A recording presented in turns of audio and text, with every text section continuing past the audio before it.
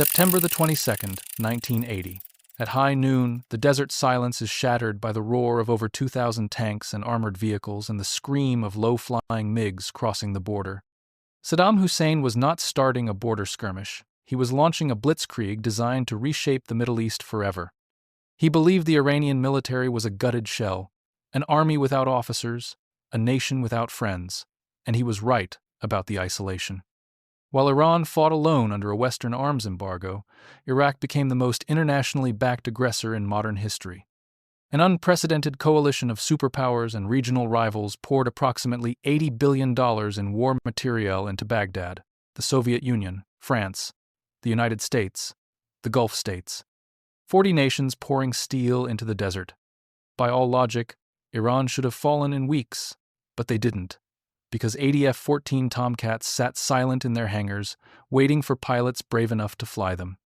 What followed was 8 years of slaughter, 680,000 dead, chemical weapons on civilians, children sent to die with plastic keys around their necks. By the time the guns fell silent, the supreme leader confessed that taking this decision was more deadly than poison. This is the story of the war the world funded, and the poison it left behind. Saddam's invasion rested on 3 cold calculations. The first was military. Iraqi intelligence reported that the Iranian army was in total disarray. Revolutionary purges had removed over 10,000 officers. Divisions were at barely 50% manning.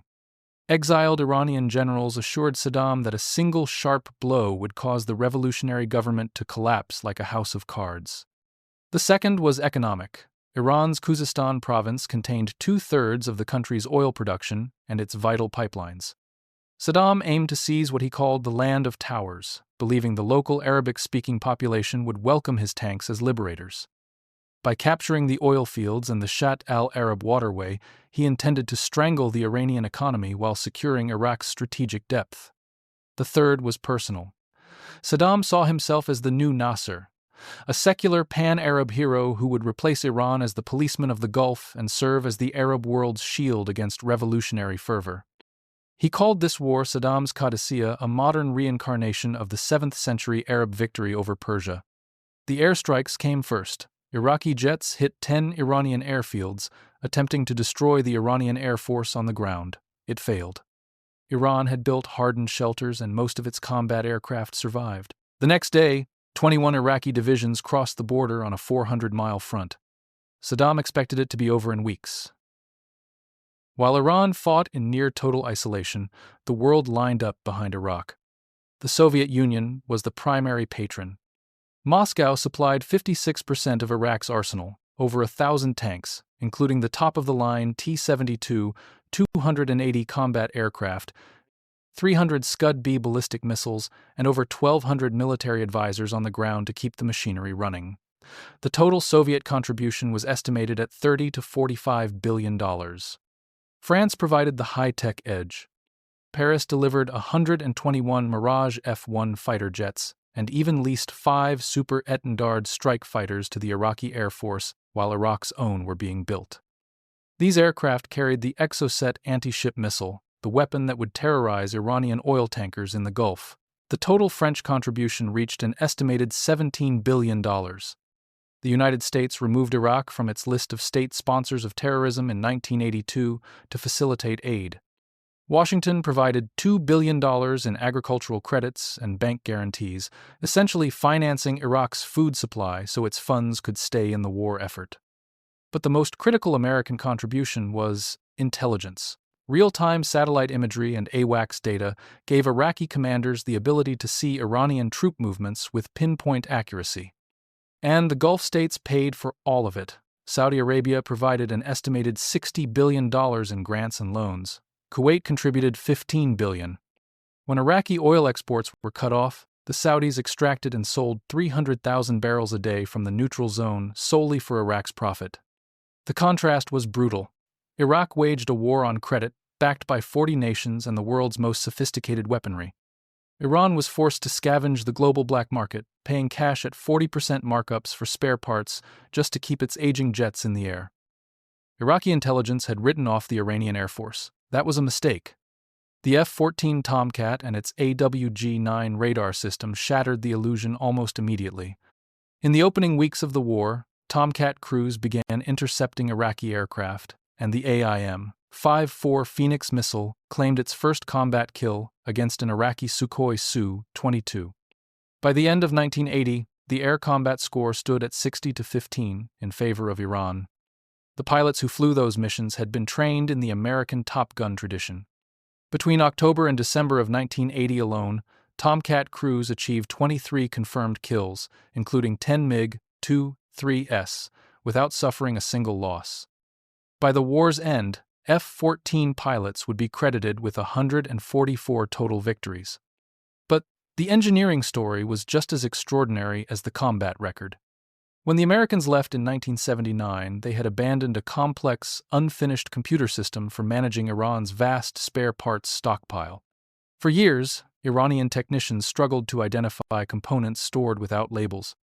Then, in early 1984, Iranian specialists cracked the software codes, unlocking access to hundreds of thousands of parts that had been sitting in warehouses the entire time. The F-4 Phantom and F-5 Tiger fleets were maintained at 60-70% readiness. The more complex F-14 hovered at a precarious 20%, but 20% of 80 Tomcats was still enough to dominate the skies.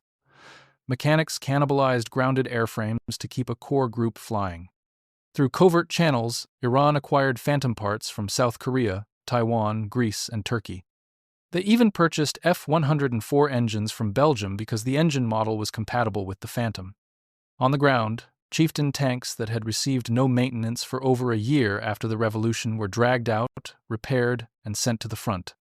Iran augmented its fleet with captured Iraqi T-54S, T-55S, and T-62S that were cleaned, repaired, and reintegrated into Iranian divisions. Iran was fighting a war on ingenuity, and for a while, it was enough. By December of 1980, the dream of a lightning Iraqi victory had vanished into the freezing fog of a rainy winter. Saddam's blitzkrieg was dead. In its place, a 745-mile front line hardened into something the world had not seen since 1916. Iraqi engineers, following Soviet doctrine, dug a vast network of deep trenches, blockhouses, and underground tunnels. They erected fortified ramparts of soil and sand reinforced with minefields and anti-tank ditches. Modern artillery batteries rained down as many as 34,000 shells a day on a landscape already scarred beyond recognition. Outgunned and desperate to break the Iraqi lines, Tehran turned to the only resource it had in surplus: human life. The Basij were mobilized.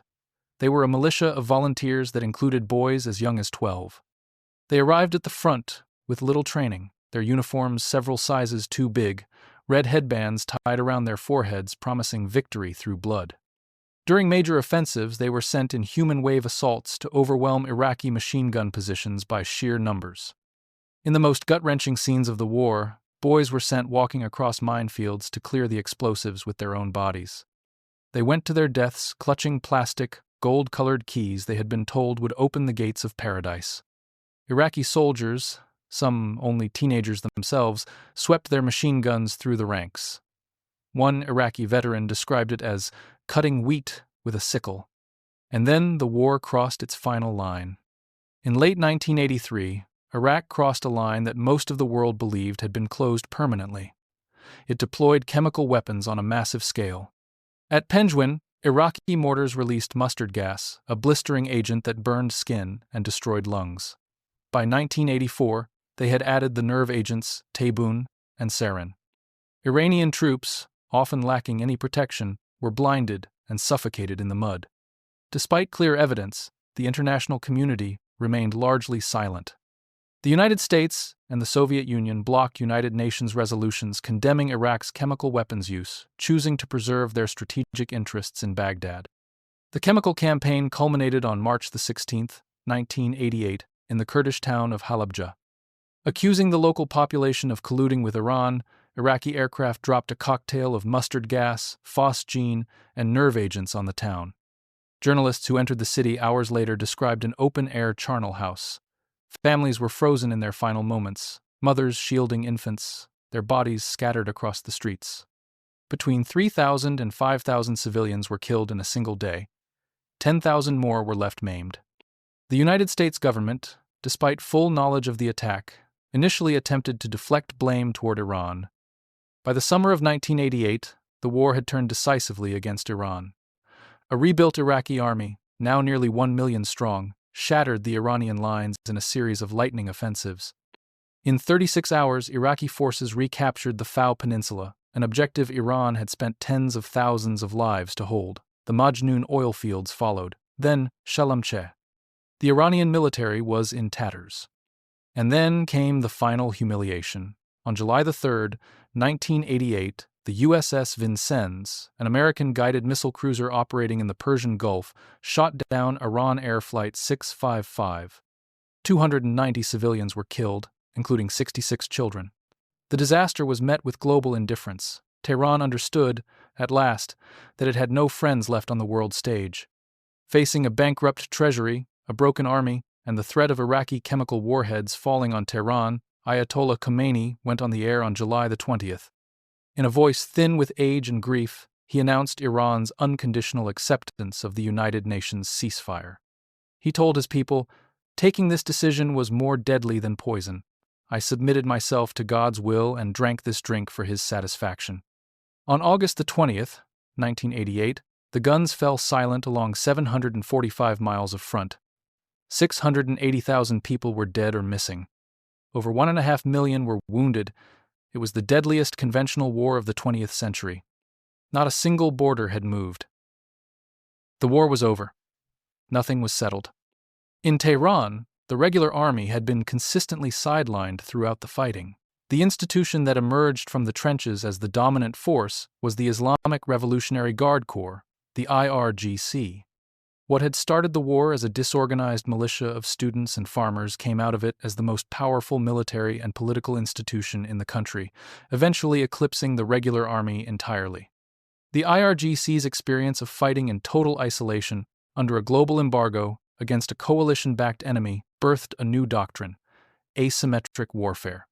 If Iran could not defeat superpowers in a conventional fight, it would fight them through proxies. The Quds Force was created. Hezbollah was built in Lebanon. Shia militias were cultivated in Iraq. The network that defines Iran's foreign policy today was designed in those trenches. Across the border, Saddam Hussein stood beneath the triumphal arches of Baghdad and declared a very great victory. On paper, he was the new titan of the Gulf. He possessed 4 times the tanks and 6 times the aircraft of Iran, but the victory was a fiscal catastrophe. He had begun the war with a $40 billion reserve. He ended it $100 billion in debt, owed primarily to the neighbors who had financed him, $60 billion to Saudi Arabia, $15 billion to Kuwait. Saddam believed the Gulf states owed him a blood debt for acting as their shield against the Iranian Revolution. He expected the loans to be forgiven. They were not. The peace lasted 2 years. By 1990, the bills were coming due. Kuwait refused to forgive Iraq's war debts. Worse, Kuwait continued to overproduce oil, driving down the prices Iraq desperately needed to stay afloat. Saddam's gratitude turned to predatory rage. He accused the emir of Kuwait of stabbing Iraq in the back. On August 2, 1990, just 24 months after the poisoned chalice was drunk, Saddam Hussein turned his battle-hardened army south. Iraqi forces crossed the Kuwaiti border.